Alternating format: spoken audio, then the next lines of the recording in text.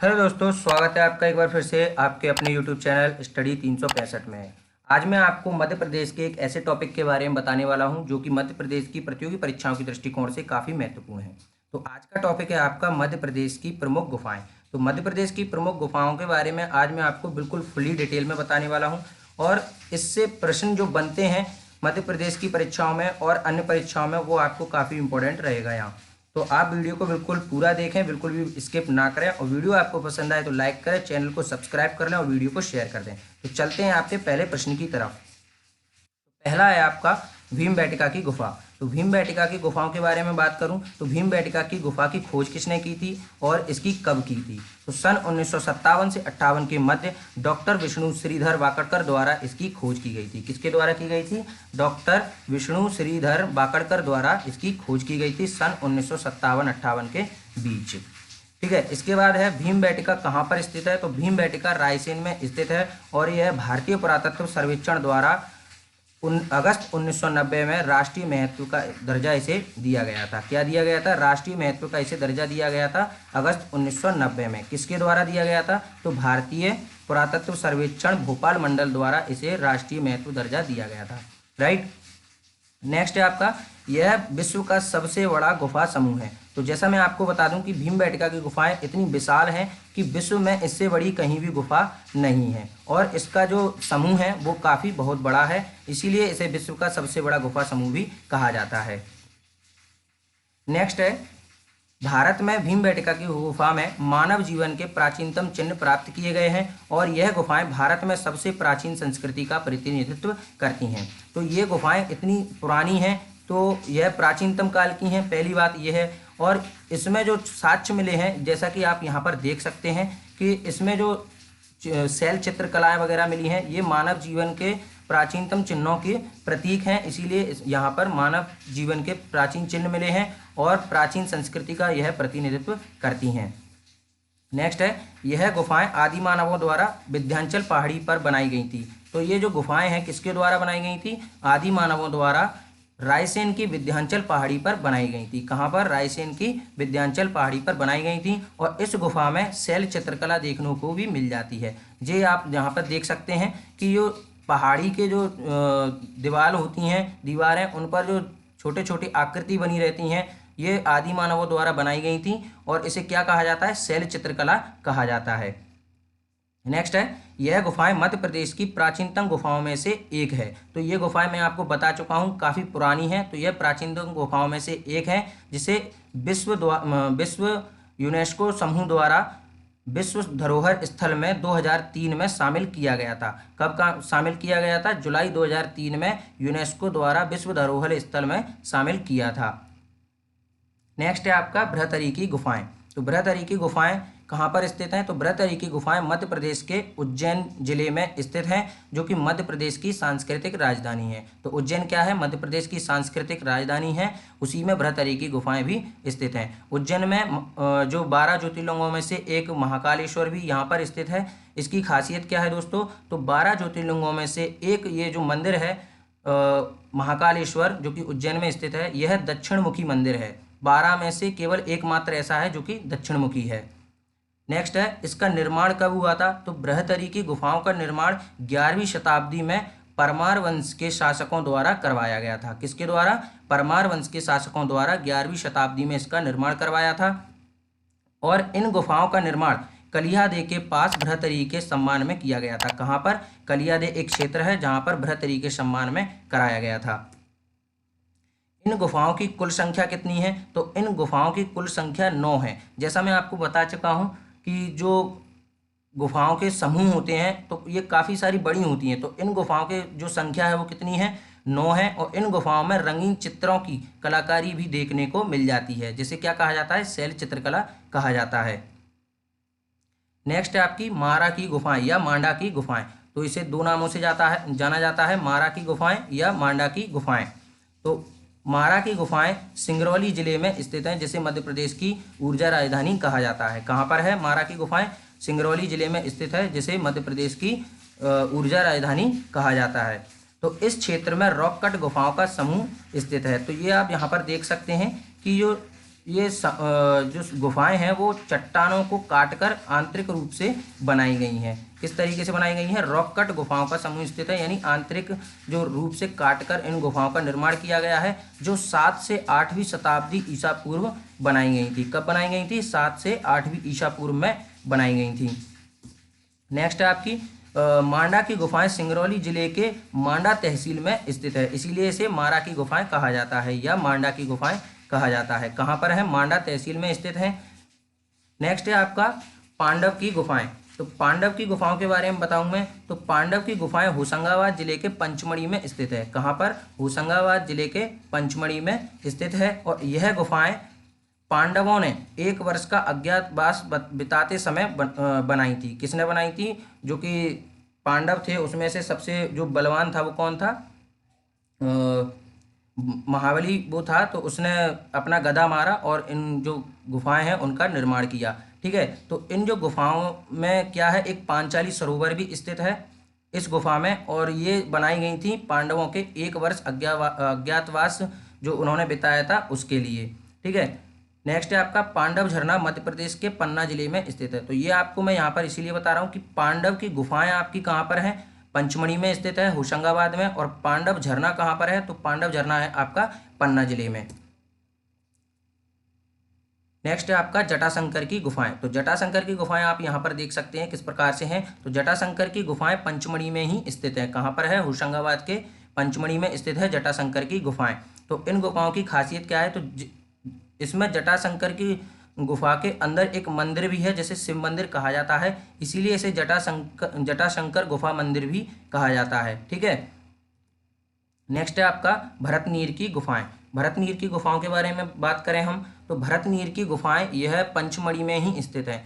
तो मैं आपको एक बात बता दूं कि पंचमढ़ी में काफ़ी सारी गुफाएं हैं, क्योंकि ये जो क्षेत्र है काफ़ी पहाड़ी इलाका वाला क्षेत्र है, इसीलिए इसे हिल स्टेशन भी कहा जाता है मध्य प्रदेश का। ठीक है, तो यह जो भरतनीर की गुफाएं हैं वो भी कहाँ पर हैं? होशंगाबाद के पंचमढ़ी में ही स्थित हैं। तो भरतनीर की गुफाओं का निर्माण किसने करवाया था? तो भरतनीर की गुफाओं का निर्माण राजा भरत के वंशजों द्वारा करवाया गया था। किसके द्वारा करवाया गया था? राजा भरत के वंशजों द्वारा इसका भरतनीर की गुफाओं का निर्माण कराया गया था।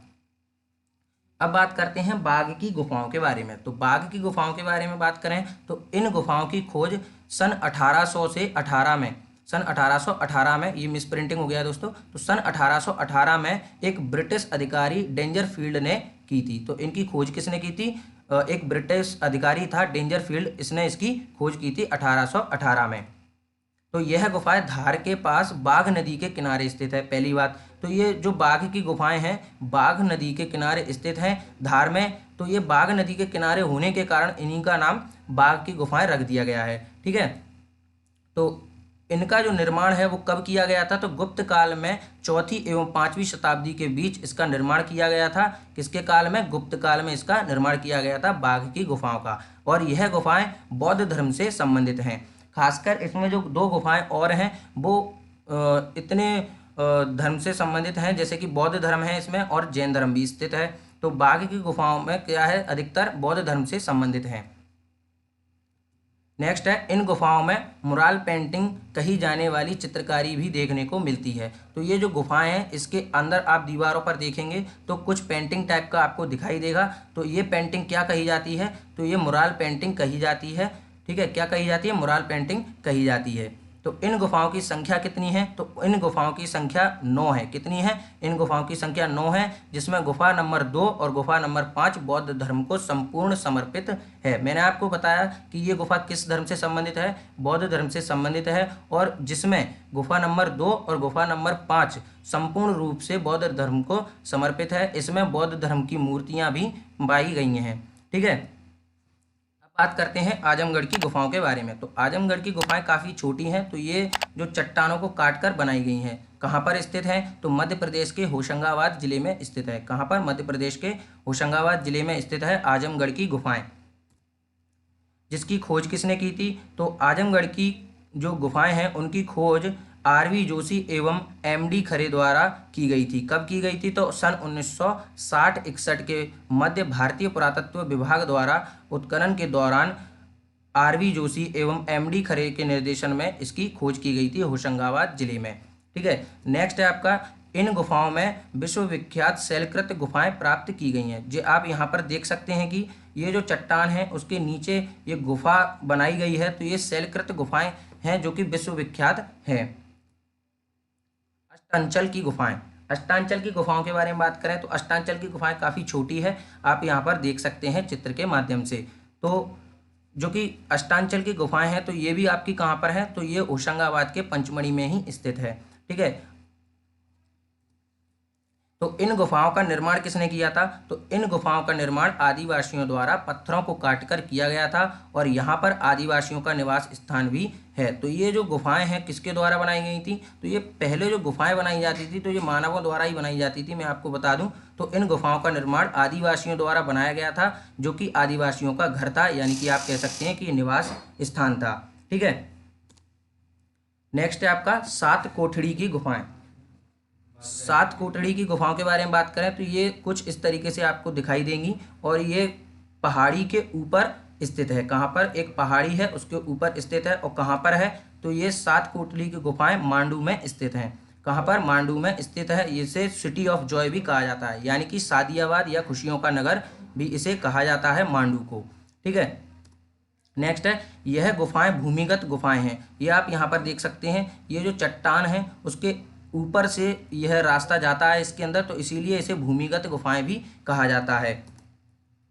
नेक्स्ट है आपका उदयगिरी की गुफाएं। तो उदयगिरी की गुफाओं के आप यहाँ देख सकते हैं। तो उदयगिरी की गुफाओं की जो खासियत है वो क्या है, तो यह गुफाएं प्राचीन स्थल भिलसा से 4 किलोमीटर दूर बेतवा और बेस नदियों के बीच में स्थित है। कहाँ पर है, भिलसा, जिसे वर्तमान रूप में क्या कहा जाता है, विदिशा कहा जाता है। ठीक है, कहाँ पर स्थित है, तो विदिशा से 4 किलोमीटर दूर बेतवा एवं बेस नदियों के बीच में यह गुफाएं स्थित हैं, जिसे उदयगिरी की गुफाएं कहा जाता है। इन गुफाओं का निर्माण चंद्रगुप्त द्वितीय के उदयगिरी गुहा लेख में भी मिलता है। तो इनका जो वर्णन है, इनका जो साक्ष्य मिले हैं इसके बारे में, वो कहाँ से मिले हैं, तो चंद्रगुप्त द्वितीय के उदयगिरी गुहा लेख से भी इसका वर्णन मिलता है। और इनकी संख्या कितनी है, तो इनकी संख्या है 20। आप यहाँ पर देख सकते हैं, ये मैंने आपको चित्र के माध्यम से बताया है कि इस तरीके से आपको यहाँ पर गुफाएं दिख जाएंगी। इनकी संख्या कितनी है, तो इनकी संख्या है 20।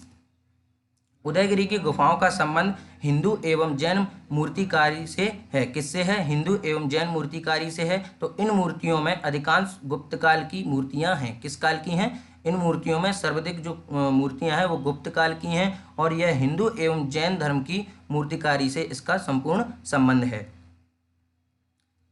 यहाँ पर आप देख सकते हैं कि जो इसमें प्रमुख मूर्ति थी तो वो मूर्ति कला की दृष्टि से 5वीं गुफा सबसे महत्वपूर्ण है, जिसमें 12 अवतार का दृश्य अंकित है। तो ये जो आप मूर्ति देख सकते हैं, यहाँ पर ये शेषनाग है, जिसके पैर, जो दायां पैर है इस मूर्ति का, इसके ऊपर रखा हुआ है, जिसमें 12, जो मैंने आपको बताया है, जिसमें 12 भगवान का बायां पांव नागराज के सिर पर दिखाया गया है। और यहाँ पर ये सुंदर झांकी बताई गई है इस तस्वीर में।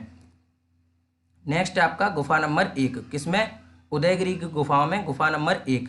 तो उदयगिरी की गुफा में गुफा नंबर 1 है, जिसे सूरज गुफा भी कहा जाता है। क्या कहा जाता है, सूरज गुफा भी कहा जाता है। इस गुफा में अटखेलिया करती एक बैत्रवती सांची स्फूर्त तथा रायसेन के किले की शिला स्पष्ट दिखाई देती हैं। क्या दिखाई देता है, बैत्रवती, सांची स्फूर्त और रायसेन के किले की शिलाएं इसमें संपूर्ण रूप से दिखाई देती हैं और इसे सूरज गुफा कहा जाता है। नेक्स्ट है, इस गुफा में 7 फीट लंबी और 6 फीट चौड़ी एक कक्ष भी है, यानी कि आप उसे आंगन भी कहा जा सकता है। तो इसमें एक 7 फीट लंबा और 6 फीट चौड़ा एक कक्ष भी स्थित है।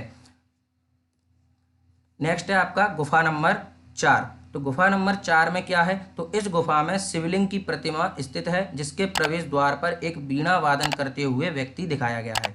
तो इस गुफा नंबर 4 में एक शिवलिंग की प्रतिमा है और इसके जो दरवाजा है इस पर, तो उसमें एक बीड़ा वादन करते हुए एक व्यक्ति दिखाया गया है, इसीलिए इसे बीन की गुफा भी कहा जाता है। क्या कहा जाता है, इस कारण इसे बीन की गुफा भी कहा जाता है। और यह गुफा 13 फीट 11 इंच लंबी है। कितनी है, 13 फीट 11 इंच लंबी है और 11 फीट 8 इंच चौड़ी है।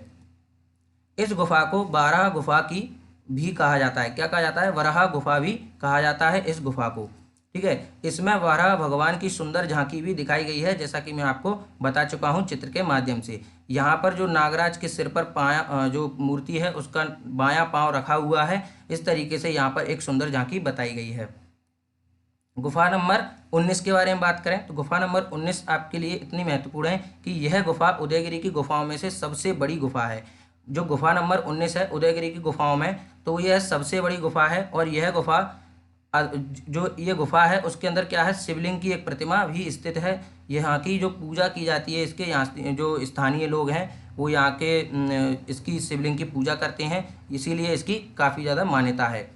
इस गुफा की ऊपरी सतह पर एक सुंदर समुद्र मंथन का दृश्य भी दिखाया गया है। तो मैं आपको बता दूं कि जब विश्व में पूरी पृथ्वी पर संसाधन खत्म हो गए थे तो समुद्र मंथन किया गया था देवताओं एवं राक्षसों द्वारा, तो उसका एक सुंदर चित्र भी यहाँ पर दिखाया गया है इसकी ऊपरी सतह पर। अब बात करते हैं गुफा नंबर 20 की। तो गुफा संख्या 20 कुछ इस प्रकार है कि इस गुफा में 4 मूर्तियां दिखाई गई हैं जो कमलासनों पर विराजमान है, कमल पर विराजमान है, ये आपको यहाँ पर समझ लेना है। ठीक है। इसके चारों ओर आभा मंडल एवं ऊपरी छत भी स्थित है। ये आप यहाँ पर देख सकते हैं कि ये जो चित्र है आप यहाँ पर देख सकते हैं कि इसके ऊपर एक छत भी स्थित है, और जो यहाँ पर अंदर जो मूर्ति रखी गई हैं वो कमल पर विराजमान है। ये गुफा में कौन सी है, गुफा नंबर 20 में यह स्थित है।